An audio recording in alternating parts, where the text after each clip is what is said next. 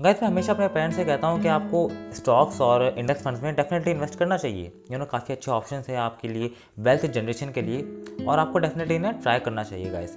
Specially index funds को, जैसे कि निफ्टी हो गया है, ठीक है, और सेंसेक्स हो गया, और निफ्टी नेक्स्ट 50 हो गए। तो ये काफ़ी अच्छे और काफ़ी सेफ इंडेक्स फंड्स हैं गाइस, और इनको आपको डेफिनेटली एक्सप्लोर करना चाहिए। काफ़ी अच्छे ऑप्शन हैं हमारे पास अवेलेबल आज। लेकिन हमारे पेरेंट्स जो है ना गाइस, बेसिकली मेरे पेरेंट्स जो हैं, वो हर बार क्या करते हैं गाइस, अपना सारा पैसा उठा के एफडी में डाल देते हैं, राइट। उनके लिए एफडी जो है वो बेस्ट ऑप्शन है गाइस। कोई स्टॉक नहीं, कोई हेडेक नहीं, कोई शेयर मार्केट की हेडेक नहीं, सबसे बेस्ट ऑप्शन एफडी है गाइस, ठीक है। एफडी में पैसा डालो, हर साल 4% या फिर 5% का रिटर्न आपको मिल रहा है, गारंटीड मिल रहा है। ऊपर से चाहे दुनिया में बाढ़ आ जाए, लेकिन आपको रिटर्न मिलेगा, आपको गारंटीड अपना। और वो चीज़ स्टॉक में नहीं मिलती है ना गाइस, तो वो कोई गारंटी वहाँ पर है नहीं उस मार्केट में, स्टॉक में, लेकिन गारंटी यहाँ पर है। तो मेरे पेरेंट्स इसे प्रेफर कर रहे हैं इसमें। सो गाइस, लेकिन दिक्कत ये है ना कि इसकी गारंटी तो मिल रही है 4% की, लेकिन हर साल इन्फ्लेशन कैसे बढ़ रहा है, 5% 6% से इन्फ्लेशन बढ़ रहा है। तो हो क्या रहा है गाइस कि धीरे धीरे धीरे धीरे करके over a long period of time जो पैसा है वो अपनी वैल्यू खो रहा है, वो खोए जा रहा है, खोए जा रहा है, खोए जा रहा है, और उससे कभी आप वेल्थ जनरेट नहीं कर पाओगे, राइट। क्योंकि हो सकता है कि आज आपने 100 रुपये अपने एफडी में डाले, ठीक है, 4% का रिटर्न मिला, अगले साल 104 रुपये हो गए। लेकिन हो सकता है कि आज जो 100 रुपये में आप चीज़ खरीद रहे हो, ठीक है, इन्फ्लेशन 6% से बढ़ रहा है और अगले साल 106 रुपये में आपको वो चीज़ खरीदनी पड़ी। तो आपके पास बैंक में 104 रुपये हैं इन्वेस्ट बेसिकली रिटर्न के साथ, ठीक है, राइट। एफडी का जो रिटर्न आया है उसके साथ 104 रुपये हैं, लेकिन वो जो चीज़ है अब वो 100 रुपये में नहीं है, वो 106 रुपये में मिल रही है। तो आपको 2 रुपये की जो वैल्यू है आपके पैसे की, वो लॉस हो गई, वो खो गई गाइस। और इसी तरीके से अगर आप एक बहुत लंबे पीरियड ऑफ टाइम को देख लेते हैं, तो बेसिकली आप काफ़ी ज़्यादा पैसा जो है वो खो रहे हैं एफडी में, राइट। लेकिन ये सब कुछ जानने के बावजूद भी मेरे पेरेंट्स जो है वो एफडी में ही इन्वेस्ट करते हैं, वो कभी स्टॉक मार्केट या शेयर मार्केट में नहीं जाते हैं। लाइक वो बहुत दूर रहते हैं, कोसों दूर रहते हैं उससे। तो गाइस मेरे लिए हमेशा एक क्वेश्चन था कि आखिर ऐसा क्यों हो रहा है, राइट। सब कुछ जानने के बाद भी यार आप ऐसा क्यों कर रहे हो, राइट। आपको पता होना चाहिए कि ये काफ़ी अच्छे काफ़ी ज़्यादा बेहतर ऑप्शन है। बेसिकली आपको डेफिनेटली इसमें ट्राई करना चाहिए, आपको डेफिनेटली इसमें इन्वेस्ट करते जाना चाहिए। इनफैक्ट अगर आप एक अच्छी खासा पीरियड के लिए इन्वेस्ट करोगे तो लॉस होने के चांसेस ऑलमोस्ट नेग्लिजिबल होते हैं। लेकिन उसके बाद भी गाइस एफडी सर आँखों पर है। तो ऐसा क्यों है? काफ़ी टाइम तक मैं ये सोच रहा था गाइस, और थोड़ा गुस्सा भी रहता था कि आखिर हर बार एफडी थोड़ी चुनोगे यार अपने बेटे के ऊपर, ठीक है, थोड़ा बेटे को भी मान लो थोड़ी, लेकिन हर बार एफडी चुन रहे थे। तो काफ़ी टाइम हो गया गाइस, मैंने बोलना बंद कर दिया इन चीज़ों के बारे में उनसे।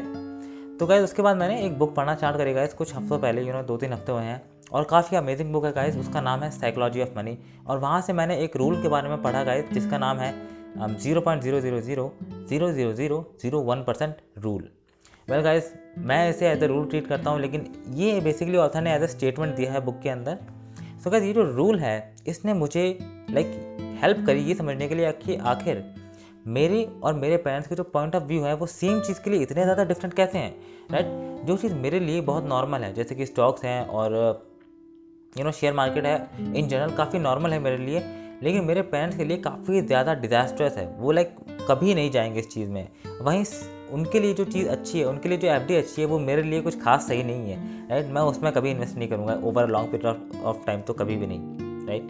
सो गाइस इस रूल ने मुझे बेसिकली हेल्प करी गाइस इस चीज़ को समझने के लिए कि आखिर अलग अलग लोगों के जो पॉइंट ऑफ व्यू है वो सेम चीज़ के लिए अलग अलग कैसे हो सकते हैं, राइट। अगर चीज़ चेंज नहीं हो रही तो पॉइंट ऑफ व्यू कैसे चेंज हो रहे हैं।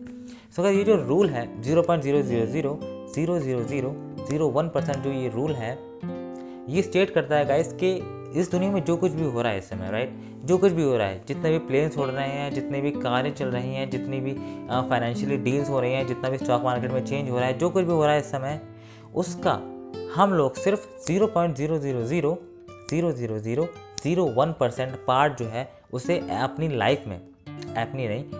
लाइफ में एक्सपीरियंस कर पाते हैं। और बाकी का जो इतना बड़ा पार्ट है, ऑलमोस्ट 99.99999 पार्ट समथिंग जो है, वो हम लोग कभी एक्सपीरियंस ही नहीं कर पाते, उसके बारे में हमें पता ही नहीं होता। हम लोग कंप्लीटली डार्क में हैं उस पार्ट को रिलेटेड, राइट।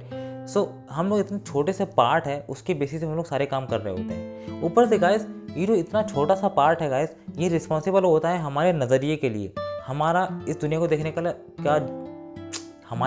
देखने का जो भी नज़रिया है, जैसा भी है, ठीक है, उसको 80% से लेकर 90% तक उस पूरे नज़रिए को हम लोग इस छोटे से पार्ट पर बेस कर देते हैं, और उस नज़रिए की मदद से हम लोग पूरी दुनिया को देखते हैं गाइस, और अपनी लाइफ के बड़े बड़े डिसीजंस ले रहे होते हैं। सो गाइस, यही वजह है कि जो एक चीज़ है जैसे कि स्टॉक है, उस पर अलग अलग लोगों के अलग अलग विचार हैं, अलग अलग बेसिकली वो अलग अलग तरीके से इसको देखते हैं, उनका नज़रिए जो है वो अलग अलग है। हर एक इंसान के पास एक यूनिक पॉइंट ऑफ व्यू है इस दुनिया को देखने का, क्योंकि उसने एक यूनिक पार्ट लिया हुआ है इस पूरी दुनिया में जो कुछ भी हो रहा है उससे। और इसी वजह से गाइस हमारे पास क्लैशेस भी होते हैं, जैसे कि मैं और मेरे पेरेंट्स मुझे स्टॉक्स पसंद है, उनको बिल्कुल पसंद नहीं है, उन्हें एफडी पसंद है, मेरे लिए बिल्कुल सही नहीं है वो चीज़। और ऐसा इसलिए गाइस क्योंकि मैं एक ऐसे टाइम पे जी रहा हूँ गाइस जब जो प्राइसेस है चीज़ों की वो स्टेबल हैं। जब जो इन्फ्लेशन है यानी कि जो महंगाई है वो इतनी ज़्यादा तेज़ी से नहीं बढ़ रही है, जब जो स्टॉक्स हैं, बॉन्ड्स हैं और जो ये इंडेक्स फंड्स हैं स्पेशली, वो काफ़ी अच्छा खासा रिटर्न दे रहे हैं जो कि इन्फ्लेशन से ज़्यादा है, यानी कि हमारे लिए वेल्थ जनरेट कर सकता है, और एफडी ऐसा नहीं कर रही है। तो इन सब चीज़ों की वजह से गाइस मेरा जो पॉइंट ऑफ व्यू है स्टॉक्स के लिए वो काफ़ी ज़्यादा पॉजिटिव है, और इंडेक्स फंड्स के लिए वो काफ़ी ज़्यादा पॉजिटिव है। मैं डेफिनेटली उसमें इन्वेस्ट करूँगा। लेकिन मेरे पेरेंट्स जो है वो एक ऐसे टाइम से गुजरे हैं गाइस जहाँ पर फाइनेंशियल क्राइसिस चल रही थी, जहाँ पर लोग जो थे वो अपने पैसे को खो रहे थे स्टॉक्स में। अपनी लाइफ टाइम की जो सेविंग्स थी लोगों ने स्टॉक्स में लगाई ये सोच के कि उन्हें वेल्थ मिलेगी, लेकिन at the end of the day उनकी सारी लाइफ टाइम की जो सेविंग्स थी वो घुस गई स्टॉक में और ख़त्म हो गई। क्यों? क्योंकि फाइनेंशियल क्राइसिस हो रही थी और कुछ लोगों के पास नॉलेज भी नहीं थी, तो उन लोगों ने ऐसे ही लगा दिया पैसा और चले गए उनके सारे पैसे, जो कि नॉर्मल है स्टॉक्स में होना। ठीक है, अगर आप ट्रेडिंग कर रहे हैं तो इन्वेस्टमेंट में बहुत मुश्किल होता है ऐसा होना, लेकिन ट्रेडिंग में बहुत आसानी से आपका पैसा जो है वो ख़त्म हो जाता है। सो ये जो चीज़ है ये जो एक्सपीरियंस है, जो एक्सपीरियंस गैप है हम दोनों के बीच में, यही है गाइस रीज़न मेरे और उनके इतने ज़्यादा डिफरेंट पॉइंट ऑफ व्यू के लिए।